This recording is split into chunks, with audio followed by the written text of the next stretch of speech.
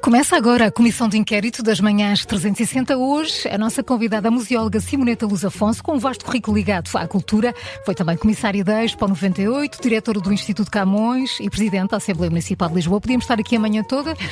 Só com o currículo. Bom dia, bem-vinda. O que é que acha? Com a minha provecta idade, teria que ter feito alguma coisa, não? Muito obrigada. Que não faça. Pois, mas eu não sou o género. É verdade. Obrigada por ter aceitado o nosso trabalhar. convite. Gosto de trabalhar. Obrigada por ter aceitado o nosso convite. Não, foi um gosto, para vir foi à um Rádio prazer, eu sou Observador. vosso ouvinte. E costuma ouvir a Comissão de Inquérito, sabe como funciona? Então pronto, é seguir Mais em ou frente. menos. Então tem 5 perguntas, são 25 pontos que estão em causa, 5 pontos por cada resposta certa. Sei que vocês podem ajudar. Exatamente. Isso sei. E se acertar com a nossa ajuda, recebe 2 pontos. Tá bom. Vamos a isto? Vamos à atualidade. Vamos à atualidade. Vamos, a propósito da morte de Francisco Pinto Balsemão. O Prémio Pessoa foi instituído em 1987 pelo Jornal Expresso. A pergunta é: que historiador foi o primeiro premiado? Foi o Matoso. Certíssimo. Sem hesitação. José Matoso. Sem Eu chamei Sem Matoso, hesitação. mas é o É o professor, José Matoso. doutor José Matoso. Matoso para os amigos. Exatamente. E para os fãs. Exatamente. Que são muitos. São muitos, são muitos. O Prémio Pessoa é talvez dos prémios mais importantes na área do conhecimento da arte e cultura em Portugal, instituído muito por vontade de Pinto Balsemão. Ele é um símbolo da liberdade de imprensa. Acha que estes valores, liberdade de imprensa, debate de ideias, respeito por quem pensa de forma contrária, são valores que estão ameaçados hoje em dia? Podem estar, podem estar. Eu acabei de sair da Assembleia Municipal de Lisboa e, na verdade, no último mandato, os últimos 4 anos, senti que esses valores poderiam estar a ser ameaçados. Há muito desrespeito, há discussões muito bregas, quer dizer, perdeu-se a discussão política, é uma coisa interessante, mas tem que ter nível, não pode ser personalizada, não se pode estar a chamar coisas às pessoas, nomes, a ir buscar coisas mal feitas. Não, é uma discussão quase de rapazes pequenos mal criados. E tenho medo e o Pinto Balsemão faz-nos muita falta. E quem é que trouxe esse estilo brega, como dizia, para a política? Foi o Chega, sem dúvida nenhuma. Pelo menos na Assembleia Municipal de Lisboa foi. Nota-se a diferença desde que eles chegaram. É verdade, não havia necessidade, não precisavam disso. Faz-me alguma impressão, porque não vejo a política assim. Vejo a política como uma causa nobre. Tenho uma provecta idade, é por isso, provavelmente. Não vê degradação. uma irreverência e uma forma de trazer outras pessoas para a política que se sentiam excluídas, e o Chega pode ter aberto a porta à participação dessas pessoas? Pode, desde que depois não se abra a porta à má criação generalizada, porque então as outras pessoas encolhem-se e retiram-se do jogo, porque não sabem participar. Eu, por exemplo, sou incapaz de participar numa discussão dessas, não sei. Retiram-se do jogo por causa disso? Sim, em grande parte. Sim. Porque vou fazer 80 anos, acho que chegava, mas na verdade, porque também deixou de me dar prazer. É uma situação de estar ali a todas as terças-feiras a ouvir, a partir das 5 horas, aquilo aquecia a partir das 5 horas. E a partir das 5 horas as pessoas perdem a cabeça, começam a dizer coisas raras. E, na verdade, não se fala de Lisboa, que era a coisa que eu gostaria de ter ouvido discutir e falar, não se fala de Lisboa. Eu estava ali para a cultura, também não se fala de cultura, e, portanto, deixou de ser interessante para mim. Bem, 5 pontos, vamos de Lisboa até Paris, parece-lhe bem? Sim, muito bem, gosto muito de Paris. Então, disse-nos há pouco que não gostava de datas, por isso... Não gosto muito de datas, não, mas algumas temos aqui sei. uma para si, mas se calhar esta sabe. Em que ano o quadro da Mona Lisa foi roubado do Louvre? 1911.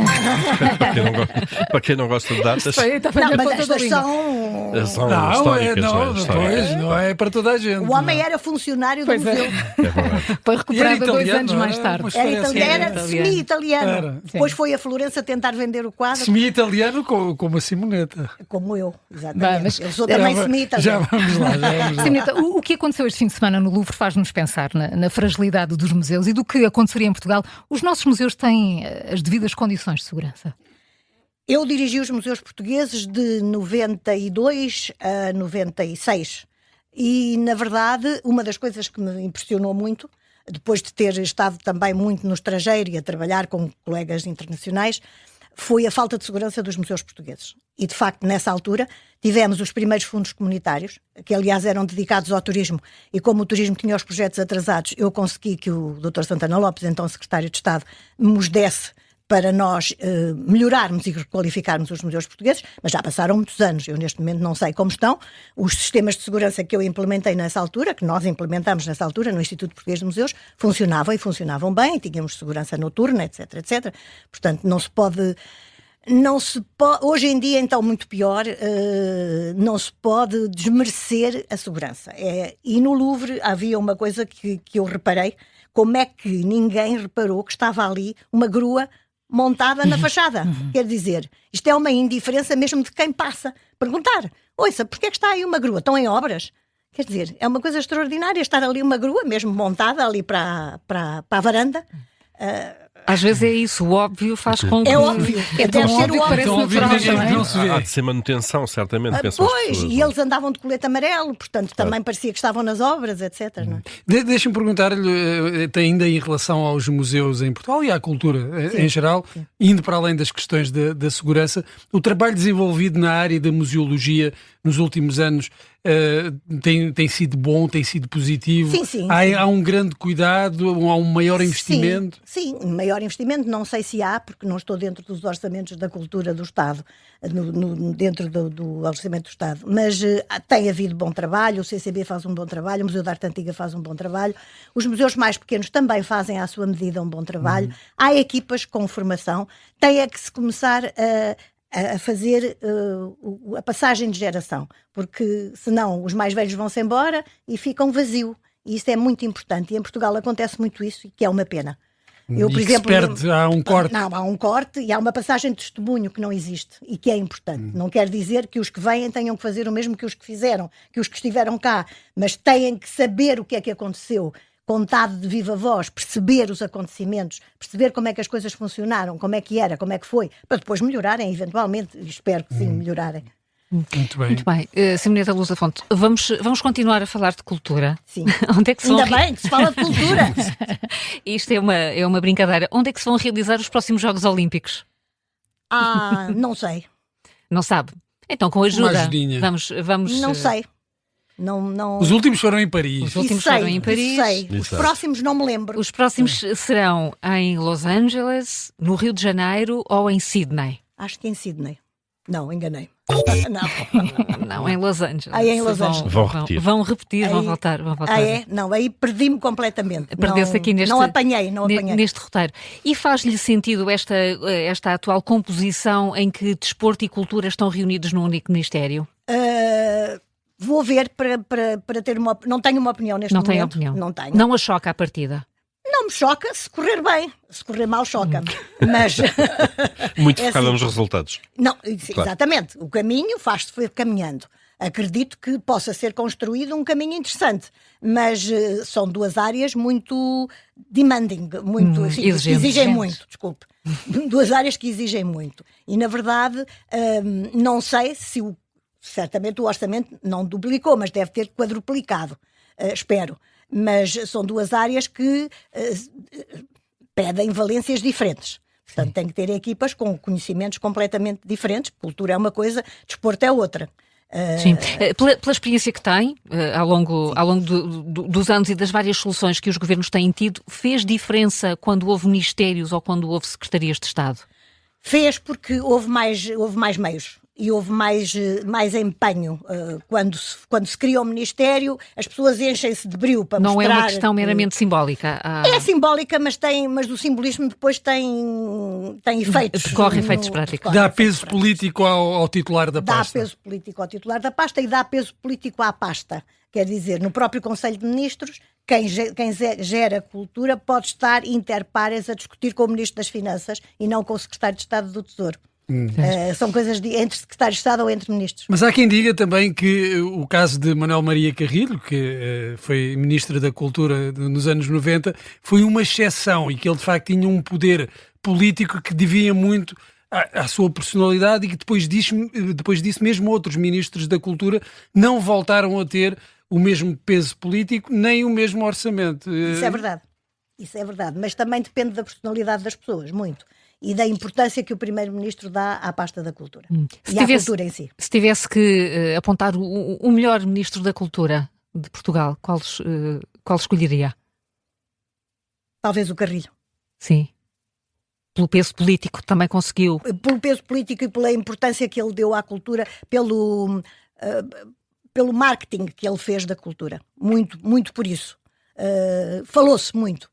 Tornou a cultura muito falada. Entretanto, voltou a ser o parente pobre dentro dos governos a cultura. Pois parece que sim, que é o parente pobre. Eu estou fora do Ministério da Cultura desde 2009, mas percebo por aquilo que acontece que tem poucos orçamentos, que tem poucos meios, e são precisos meios.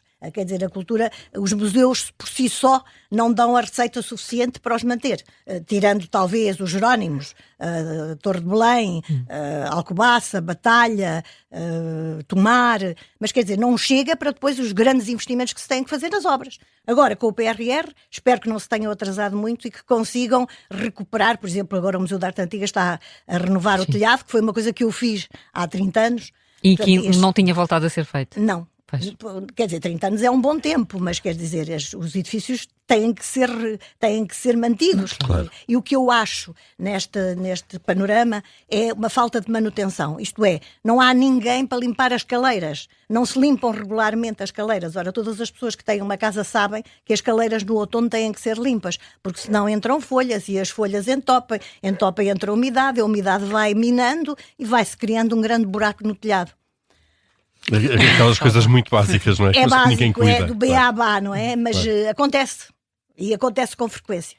Vamos avançar para a quarta pergunta. Esta tem a ver com exposições mundiais e a pergunta é: em que país se realizou a exposição mundial seguinte à Expo 98? A Expo 98 foi em Seul. Não. Peça ajuda. Quer uma ajuda? Quero.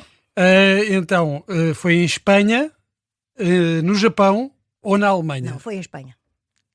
Não, foi na Alemanha, disparate. Então eu estive lá. Não, Na Alemanha. Não, vamos considerar. Dois, foi a Hannover. Estou parva, foi Em a Hannover. 2000. Espanha tinha sido Espanha antes, tinha não é? sido antes. Tinha sido em Pois, 92. exatamente. Que, aliás, cometeram erros de organização que nós aproveitámos. Pois, muito evitámos. bem, Muito claro. bem, muito bem. Claro.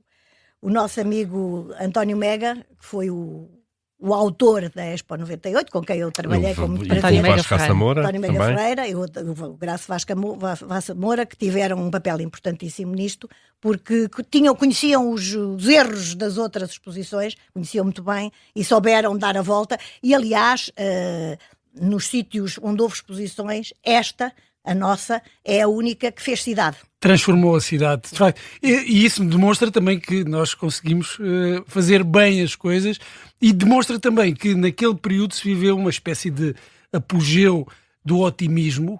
O que é que aconteceu de então para cá? Que se perdeu, parece que se perdeu gás, perdeu-se ânimo. Não percebi o que é que aconteceu. Naquela altura as pessoas estavam Primeiro odiavam a Expo, era terrível, a pala do pavilhão de Portugal ia cair, eu até me pus lá com o CISA como se estivéssemos à espera que caísse em cima da nossa cabeça, enfim. E depois, de repente, acabou a Expo, perdeu-se o ânimo, perdeu-se o entusiasmo. Parece que parece que o país entrou em depressão. Ciclotímico. Ciclotímico, assim, anda abaixo e acima. Não entendo porquê. Porque se calhar as pessoas precisam de alguns acontecimentos que as unam. E de facto. E a Expo foi esse. Acabou por unir as pessoas ouviam depois dizer a imprensa internacional que corria bem, no último dia da exposição, não se podia apanhar um alfinete do chão, as pessoas estavam entusiasmadas. Foi muito marcante para não só para as pessoas dessa geração, mas para quem viveu esse último dia, foi quase o símbolo. Do fim da união, mas do fim de uma era. Não, foi o fim de uma era. A gente não estava à espera. Eu pensei que depois que a coisa continuasse, não com tanto entusiasmo, mas que continuasse. E depois não percebi, politicamente não souberam aproveitar essa dinâmica que se foi criada e não se criaram outras grandes manifestações. Sim, fez-se a Hannover, que eu comissariei também, com pouca vontade, porque não me apetecia fazer outra expo, mas lá tive eu, tanto que nem me lembrava qual tinha sido a seguir. Apagou Apaguei. rapidamente. Mas correu bem. Vamos à última pergunta. Sim, está com 12 12 pontos. pontos neste momento. Vamos Estou ver muito se... fraquinha. Não está. Não, nada disso.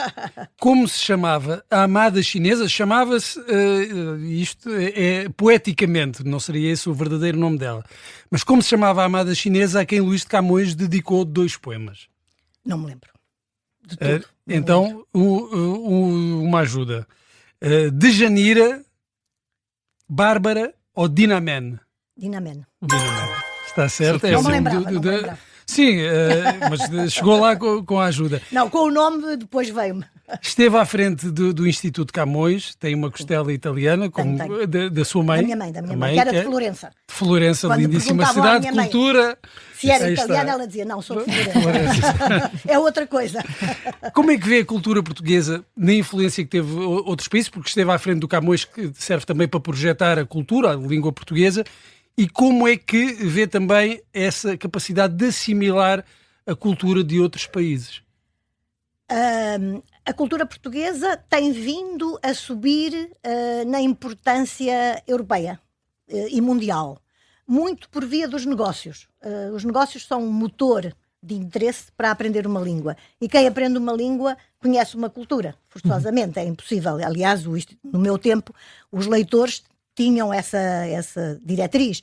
Os leitores do Camões. Os leitores do Instituto Camões são aqueles que ensinam português nas universidades estrangeiras, tinham que ensinar não só a língua, como falar da cultura. E faziam exposições, filmes, séries de cinema, etc, etc. Portanto, as pessoas que aprendem a língua entram na cultura do país. E isso aproxima. Mas normalmente interessam-se alguns estudantes, etc., com interesses em vir trabalhar para o mundo da língua portuguesa, que somos muitos, que falamos português. Não sei se neste momento ainda são os mesmos, mas são uns milhões largos de falantes do português. Eu acho que era a 5ª língua mais falada no mundo, contando com a internet. Mas nós tiramos devido proveito disso ou não? Dessa imensidão de gente que fala português? Não sei se tiramos. Não tenho esse feedback. Nunca vi nenhum estudo feito sobre isso.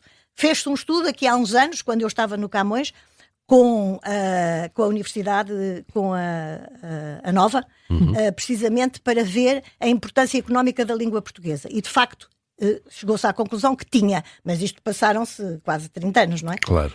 Hoje em dia é pena que não se repita, se é que já se repetiu, eu não tenho conhecimento, porque eu penso que é uma forma material de materializar a importância da língua. Claro. E esta estratégia da língua portuguesa, o que é que nem todos os países que falam português são igualmente ricos ou importantes ou estão no mundo dos negócios. E, portanto, perde um bocadinho em relação com a Espanha, por exemplo. Que tem potências muito, muito superiores. Mas, de qualquer maneira, tem que ser trabalhado e não se pode abandonar. Simoneta Luz Afonso conseguiu 14 pontos. É mais de metade, é bom. É um bom Então pequeno. É do meu tempo. Dispensa oral, não é? Sim, é um bom pequeno. Obrigada por ter aceitado o nosso convite. Foi um gosto. Obrigada a todos. Obrigada, um bom dia. Muito obrigada, um bom dia.